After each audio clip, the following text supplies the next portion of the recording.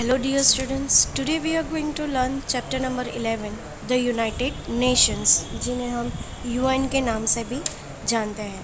आज तक आपने UN के बारे में बहुत कुछ सुना होगा और आज हम उसको डिटेल में पढ़ने जा रहे हैं।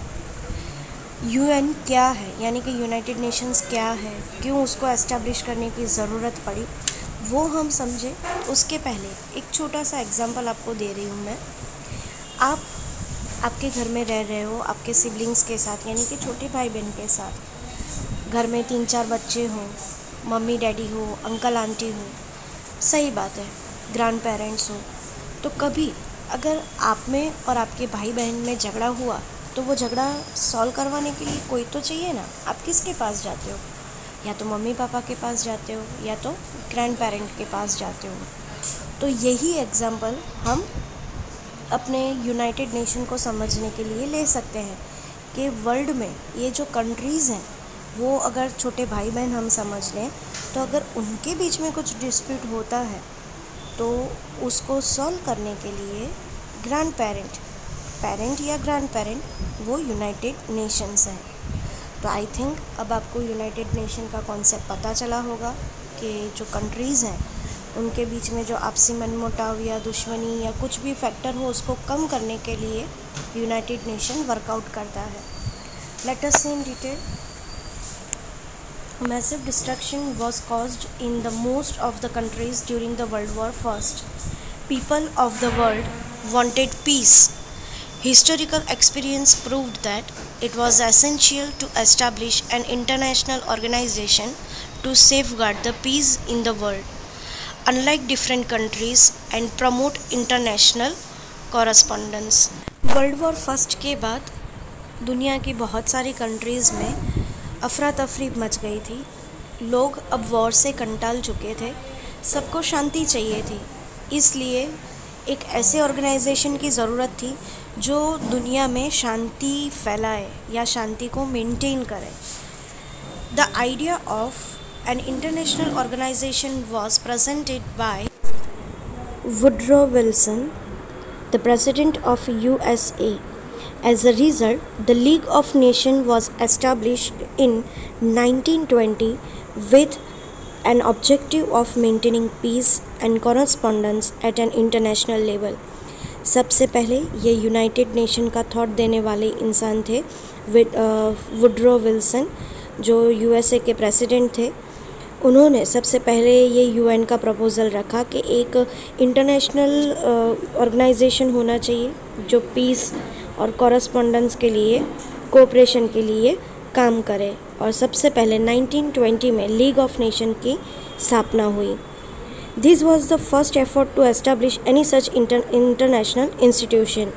For a certain period of time, league of nation tried to prevent war between nations by solving the disputes among them, but it failed in protecting weaker nations from being attacked by stronger nations, and as a result the Second World War broke out. ये जो league of nation थी उसने काफ़ी प्रयत्न किए, लेकिन strong countries के हमलों से, अटैक से वो स्मॉल कंट्रीज़ को बचा नहीं पाए और उसका रिज़ल्ट हुआ world war II. The World War II was more destructive than the World War I. Atomic bomb was used to massacre a lot of people. Almost all the countries of the world were more or less affected by it and created havoc in the world.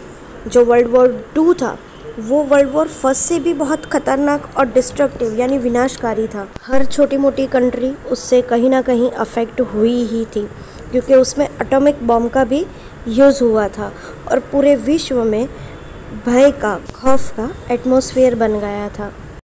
तो ऐसे world war first के बाद league of nation के नाम से UNO की beginning हुई थी, लेकिन वर्ल्ड वॉर II के बाद अगेन उसका फॉर्मेशन हुआ और उसके बाद वो यूएनओ के नाम से जाना गया।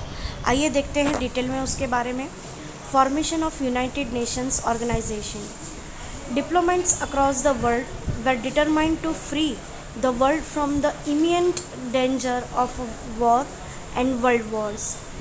Franklin D. Roosevelt, then the President of USA, put in the efforts to establish a world organization, and as a result, on a 24th October 1945, United Nations Organization was established in order to sustain peace in the world and promote the welfare of the people.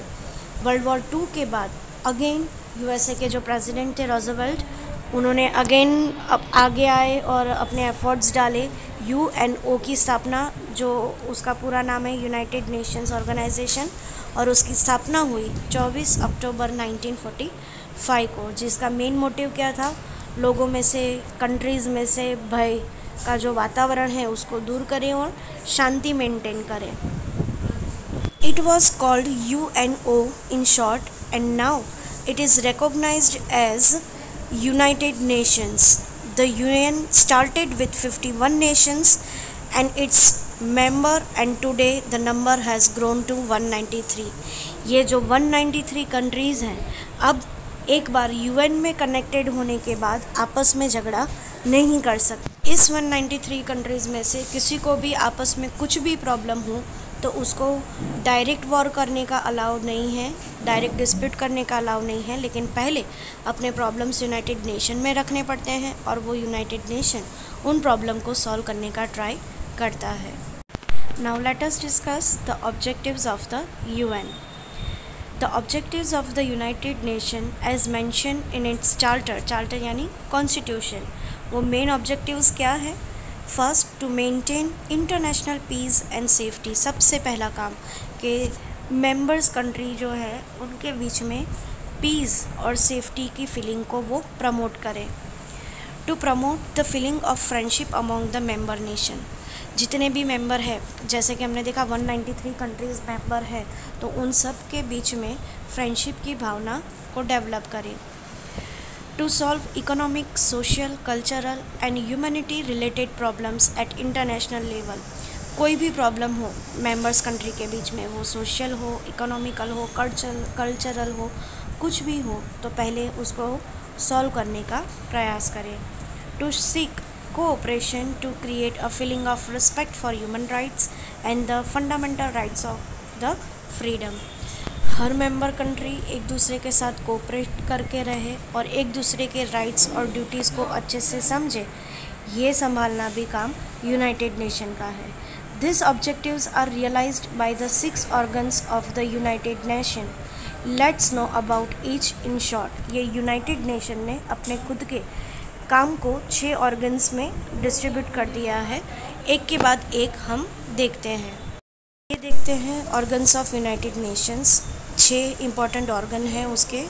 ये United nation in 6 हिस्सों में divide होकर काम करता है. सबसे पहला है secretariat. Implement the decisions taken by the various organs of the United nation. उसका काम क्या है? यहाँ इमेज में और आपकी टेक्स्ट बुक में आप देख सकते हो कि ऑर्गन के नाम दिए हैं और उसके नीचे उसका काम दिया है. देखते हैं. General Assembly, the organisation of countries to discuss and solve the international issues. General Assembly में क्या होता है? सारी कंट्रीज़ कोई भी मीटिंग हो तो वहाँ इकट्ठा होती है और अपने अपने प्रॉब्लम्स वहाँ डिस्कस करती है. सिक्योरिटी काउंसिल, उसका काम है safeguard the international security. International security देखना उसका काम है. इंटरनेशनल कोर्ट ऑफ जस्टिस, जहाँ हर अपना प्रॉब्लम लेकर आते हैं और वहाँ से यूनाइटेड नेशन उसको सॉल्व करने का ट्राई करता है. Trusteeship Council, help to acquire freedom from the foreign rule. अगर कोई कंट्री के ऊपर दूसरी कंट्री ओवर रूल हो रही है तो उसका सेफगार्ड करने का काम ये ऑर्गन करता है. Economic and social council, improves the economic and social condition for the welfare of the people.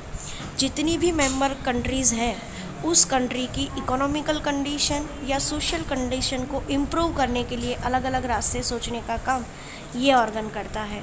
तो ये 6 ऑर्गन हैं यूनाइटेड नेशंस के. Now let us discuss in detail about General Assembly.